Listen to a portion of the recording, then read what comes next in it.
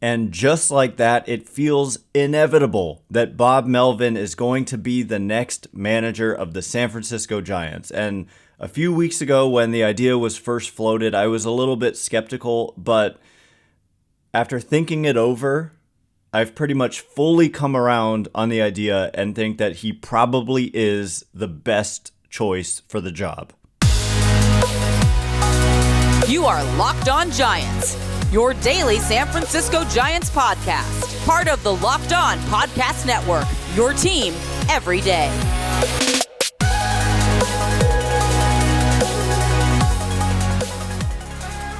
Hello and welcome to Locked On Giants, part of the Locked On Podcast Network, where it's your team every day. My name is Ben Kaspick, and on the show we provide daily episodes Monday through Friday talking about the San Francisco Giants in a way that's data-driven and rational, but also simple, passionate, and accessible to all.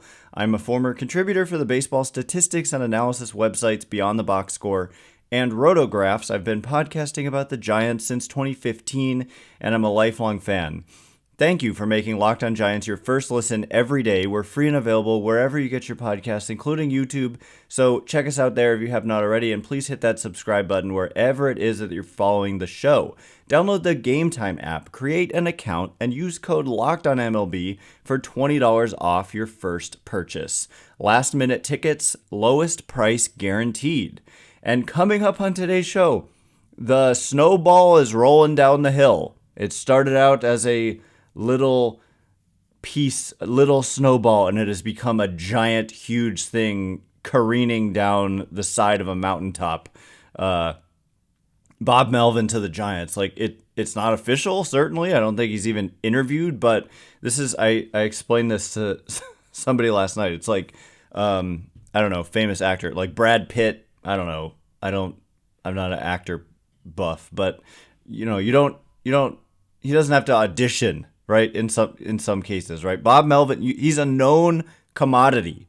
And for the Giants to be seeking to interview him, they know what they would be getting in him. And so clearly, and he wouldn't accept the opportunity to interview if he wasn't serious about wanting the position. And the Padres wouldn't have granted him permission to interview with the Giants if they weren't serious about moving on from him. And so there's this whole crazy backstory, but the place to begin is simply the fact that Melvin has emerged indeed as the frontrunner according to multiple sources for the Giants' managerial vacancy. Andrew Baggerly and Dennis Lin of The Athletic broke this story yesterday, saying and including this quote, that Melvin instantly becomes the Giants' leading candidate to replace manager Gabe Kapler, according to league sources briefed on the situation who are not authorized to speak publicly. And then later on they say, now Melvin has emerged as the favorite in San Francisco, with league sources indicating that he received assurances that he would be a top candidate before he agreed to participate in the interview process. And so the backstory, I mean, basically, I'm going to tell you why I think that, why I was skeptical at first and why I, like I mentioned, have pretty much fully come around on it, with maybe one caveat, and that has to do with the coaching staff, which we're going to get into at the end. But why I was skeptical at first was because I looked at this season and how the Padres were a disaster. And Bob Melvin was the manager. And they had this superstar roster that most people thought, not making the playoffs was kind of almost unthinkable with the roster that the Padres had. But many people thought they might be the best team in baseball. And they might, a lot of people thought they were better than the Dodgers and that they would win the division. But they ended up winning 82 games and the Dodgers won 100.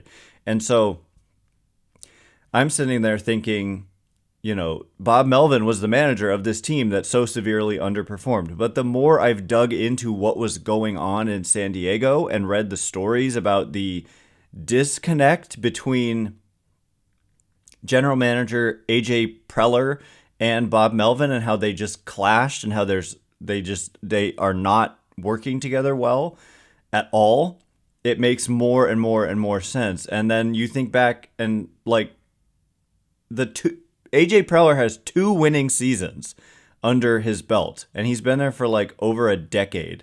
And both of those 2 seasons were the last 2 years. And both of those seasons were managed by Bob Melvin. And this year, I mean, it was severely disappointing, 82 and 80 for them.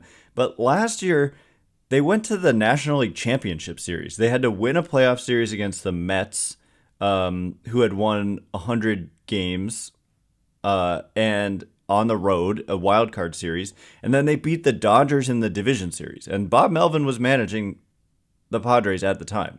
And then they lost to the Phillies in the NLCS. But Bob Melvin would bring like instant credibility.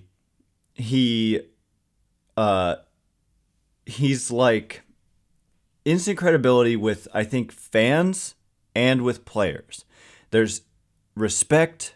There's the fact that he apparently, like, reportedly has close ties and has maintained close relationships with Asian-born players such as Ichiro, way back when he managed the Mariners in 2003 and 4. And also recently with Darvish, who has kind of emerged as a advisor for players coming over from Japan.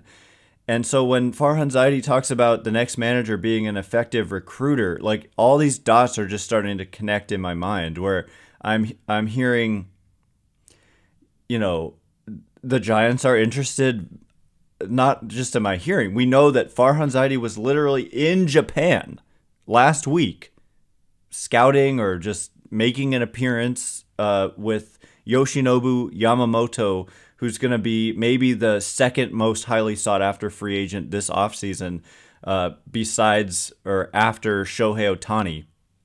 And this is a 25-year-old pitcher in Japan, who Zaidi literally called one of the best pitchers on the planet, like 2-3 weeks ago. And then we've also got Jung-hoo Lee in Korea, and we've got clips of the Giants' general manager, Pete Patella, attending Jung-hoo Lee's last game playing for his team in Korea, like standing and clapping during his last at bat. And so, and Bob Melvin had a close relationship with Ha-Seong Kim of the Padres, apparently. And Kim has blossomed under Melvin's watch. And Ha-Seong Kim is a former teammate of Jung-hoo Lee. And so there's just like all these things are starting to make it just makes too much sense that it feels inevitable. Like it just feels to me like this is going to happen and that Bob Melvin is going to be the next manager of the San Francisco Giants. And based on what I'm saying, I think actually, now that I've had time to like dig into the details, because that's the thing is I'll often have a first thought, but I also then do a ton of like research and background digging and all this stuff. And the more like digging I've done, the more that I just think it is the right fit for the Giants for what they need right now, coming off of what Gabe Kapler, you know, the strengths and weaknesses of Gabe Kapler. Melvin would kind of fill in all those weaknesses and turn them into strengths, I think. And in terms of Kapler's strengths, I think Melvin actually has a lot of those as well. Like I said, the one question might come down to the coaching staff, and I'll get into what I mean by that a little bit later on. But coming up in just a minute, we're going to get into why did the Padres even grant permission for the Giants, a division rival, to interview their manager who's under contract for next season? That doesn't make any sense, or does it? You know, I talked about the bad relationship between AJ Preller and Bob Melvin, but what was going on? Why was there such a problem? And anyway, much more about this situation coming up in just a minute. And before we get into it, today's episode is brought to you by Game Time. Buying tickets to your favorite event, whether it's, I don't know, maybe you want to attend one of these playoff games, maybe you want to head out and check out a World Series game, or Giants next year, or the theater, or a concert, whatever it is, this is supposed to be a fun thing for you. And so why should buying tickets to that event have to be so stressful? And for me in the past, prior to game time, it always was a stressful experience going through the ticket buying process, especially if I'm going to a new venue and I don't get an image of the seat view. That is a real problem for me because I don't know if I'm looking at different levels on a two-dimensional map. What does it look like from the seat? And so Game Time has images of seat views and also the lowest price guarantee, which means you'll always get the best price. If you find tickets in the same section and row for less, Game Time will just credit you 110% of the difference. So take the guesswork out of buying tickets with Game Time. Download the Game Time app, create an account, and use code LOCKDOWNMLB for $20 off your first purchase. Terms apply. Again, create an account and redeem code LOCKEDONMLB for $20 off. Download Game Time today. Last minute tickets, lowest price guaranteed.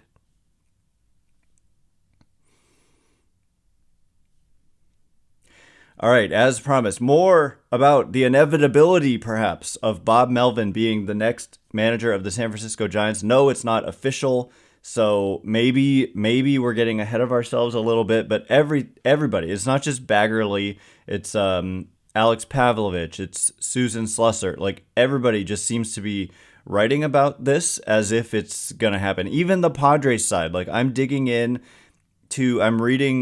articles written by Padres writers, and I'm watching YouTube videos by Padres podcasters and whatnot about this situation, and pretty much everybody, even ESPN is getting in on the action. Jeff Passan is just acting like, okay, this is just going to happen. Bob Melvin's going to manage the Giants. And so more about that right now. Thanks again for making Locked On Giants your first listen every day. Everydayers, tomorrow, who the heck knows what's going to be in store for us? Because it's probably going to be more about this. There's probably going to be more coming out. We got a weekday here. For all we know, they could make a decision imminently. And if not, we do have a zillion mailbag questions that we're sitting on. But I would imagine kind of more fallout and reaction and details about this. The fact that the Giants appear poised to poach Bob Melvin from the San Diego Padres. And so why did the Padres even grant permission? Like I said, there were issues between Melvin and AJ Preller. AJ Preller is like kind of a wild man. I've done a million crossovers with Javier Reyes from Locked On Padres, and we always talk about how AJ Preller is a wild man. He constructed this roster of stars and scrubs, basically. And so I do not know. Like, I've tried to dig into it, but basically they just clashed personality-wise. They just weren't on the same page. And yeah, according to Dennis Lin in The Athletic today, who writes for about the Padres for The Athletic, he says, almost from the start, Preller and Melvin clashed on communication, roster construction, and other issues. The rift between them got to the point that one Padres player recently told The Athletic he viewed it as unfixable, with some inside the organization echoing that sentiment. And then Baggerly says that quote, Melvin and Farhan Zaidi already have a cordial working relationship, having overlapped for 3 years in Oakland. And Melvin already knows how to interface with an analytically inclined front office.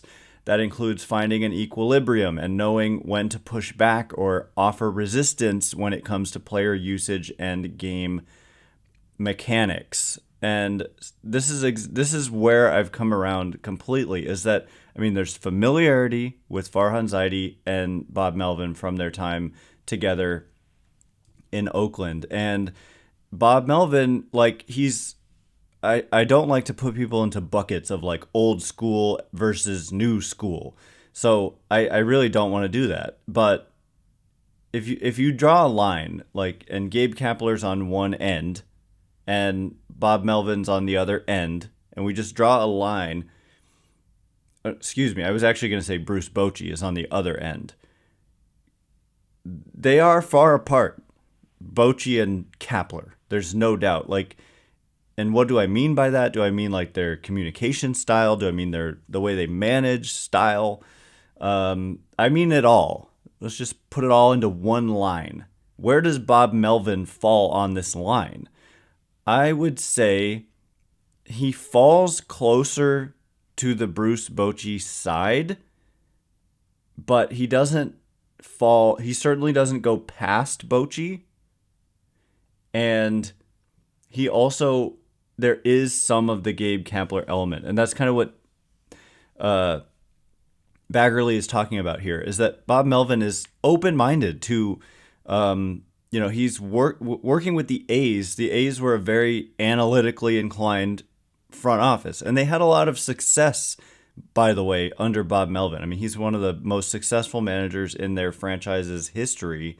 And, like I mentioned this the other day, but somebody said on Twitter to me, like, if Giants fans don't like platoons, then just wait till they find out about Bob Melvin. He understands that platoon players need to be platooned, but he also like has the authority and kind of respect of front offices and players in that he can push back and have a strong enough voice that he would be respected and listened to. And I think that that's probably part of what was the problem in San Diego was that he just maybe wasn't doing what AJ Preller wanted him to be doing and wasn't operating in the way AJ Preller wanted him to operate. And I know that there's a lot of anti-Farhan Zaidi sentiment that exists out there, but the reality is Farhan Zaidi likes, he's like Baggerly says, I mean, don't take it from me.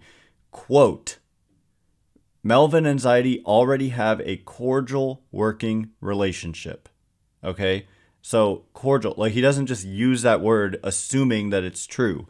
This is inside information. And what I'm trying to say is that Zaidi is not as hands-on as you might think. And, I think he likes to be in communication constantly or somewhat, like daily at least with the manager about what's going on with everything.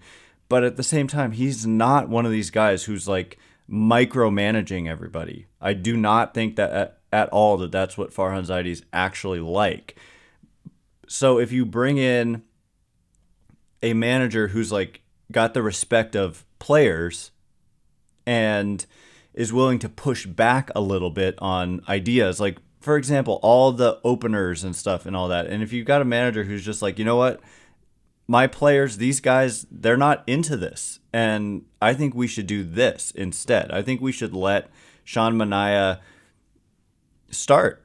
And I'm going to start him on, this upcoming day. I don't want to use an opener in front of him. Then I think Zaidi would be receptive to that. And also, I think Zaidi has lost leverage in that he's not really in a position to say no. And so part of this is, Farhan Zaidi's pick to replace Bruce Bochy was Gabe Kapler.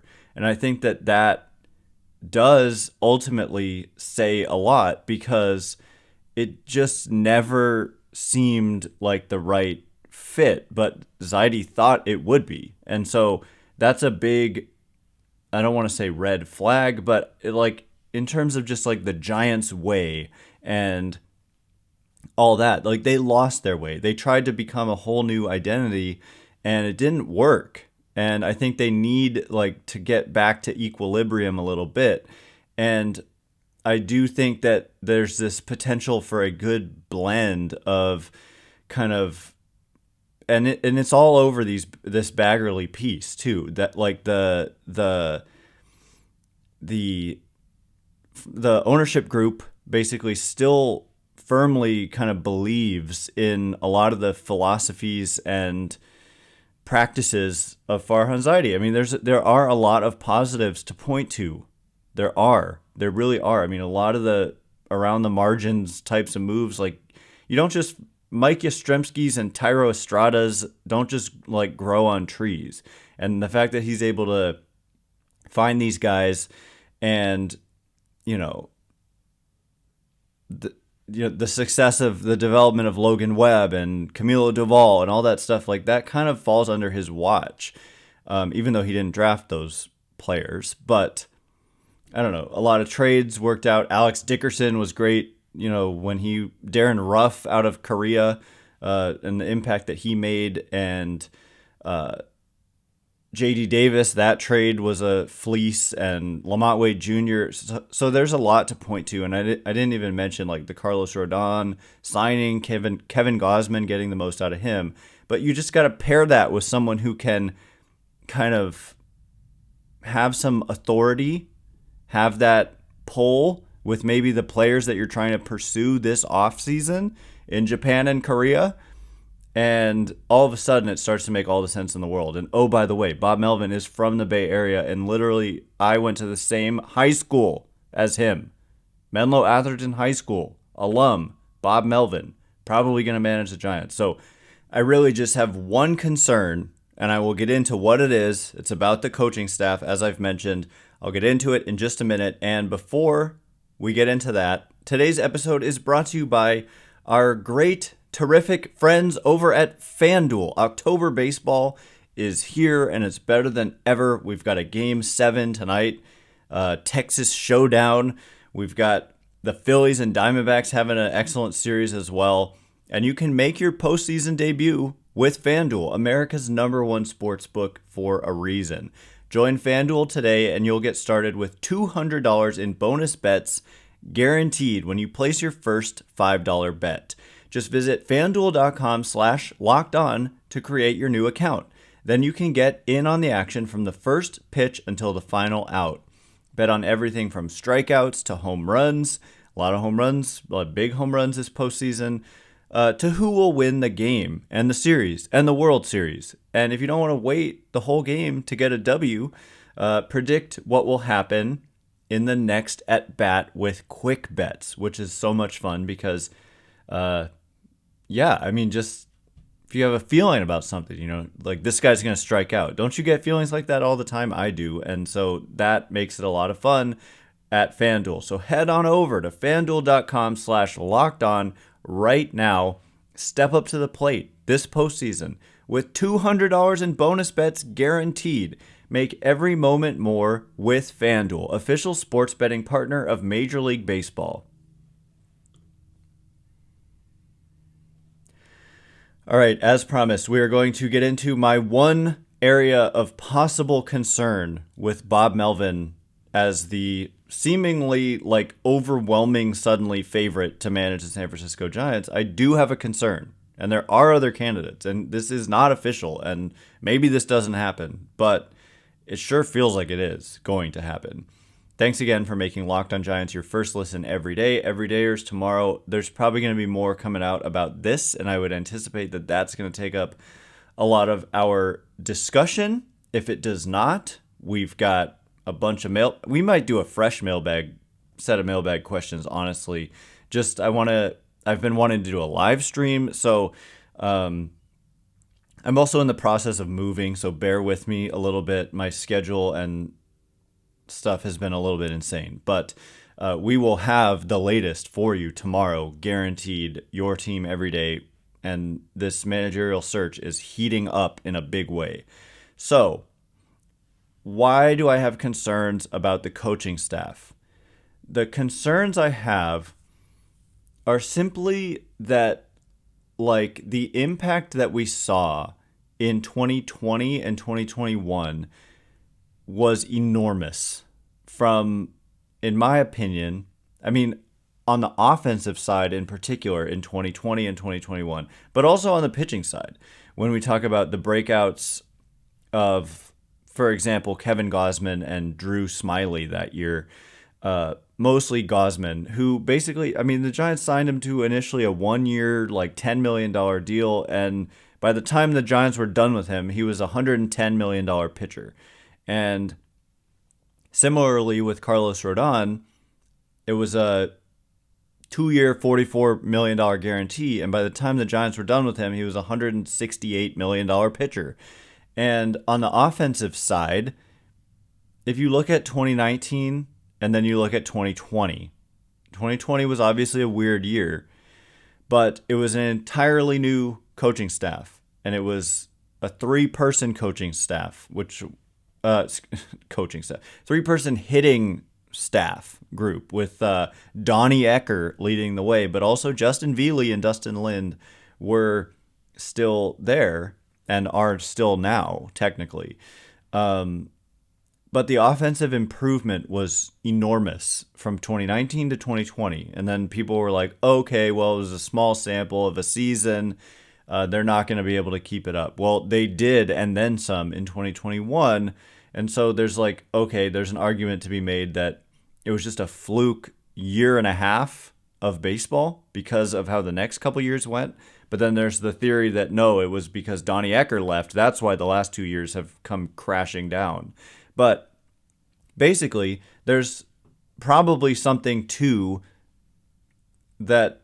The Giants, like one of their best strengths under Kapler was several of the coaches they hired on the pitching side and on the hitting side. And even, I guess, Kai Correa does have a really good reputation as an infield kind of instructor. And look at the improvement of J.D. Davis. Look at the improvement of Thairo Estrada, who some people were calling like a bad defender coming into the year. And he ended up as one of the best defenders in the game by outs above average. And so Kai Correa was a good defensive hire for infielders, and I think, and Donnie Ecker was obviously a great hire by Gabe Kapler. And if you were to hire Bob Melvin, you're not going to get Donnie Ecker because there's no promotion to give him. And so he would not, like, the only way you get Donnie Ecker back is if you make him the manager, which is, I do think they want to interview him. And so we'll see if the Rangers win today, then they go to the World Series, and then you're going to have to keep waiting.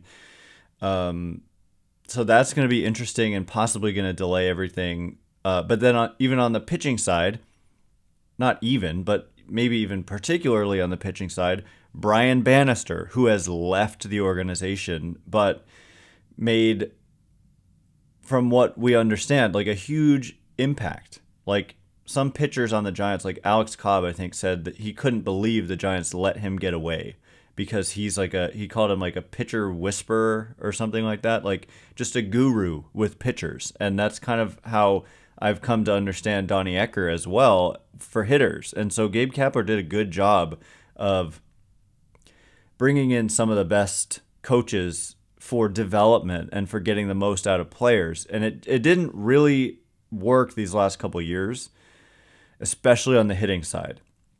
So that's the only area where I have concern, is because I don't know who Bob Melvin would be keen on hiring to fill out these kind of roles. Like, are we just going to go back to the dark ages of the hitting coach is just some guy? Like we used to say, the hitting coach, they don't really have much of an influence on the hitting. Like that was a commonly believed and said, and true. It was true.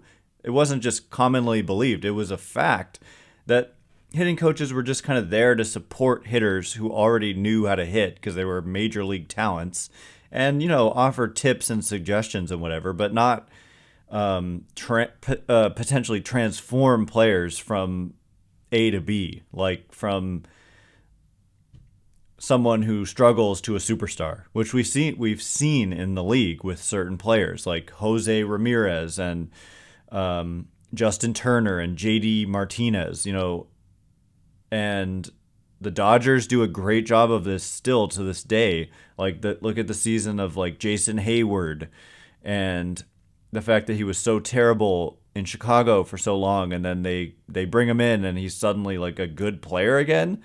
So I just worry, like, are we just going to go back to the dark ages of some hitting coach who's just like, but I'm not sure.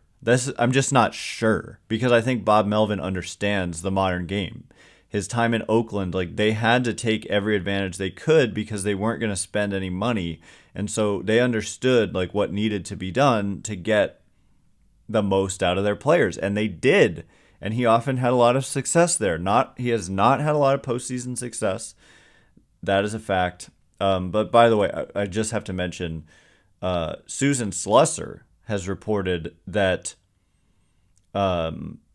Melvin would likely bring back some other names from the Giants' past, including former third baseman Matt Williams, who is the Padres' third base coach. And then she continues by saying there are numerous other former Giants in the mix for coaching spots. Possibilities on a newly revamped coaching staff include Pat Burrell as a hitting coach and Ryan Vogelsong as pitching coach, the Chronicle has learned, with current pitching coach Andrew Bailey's status up in the air.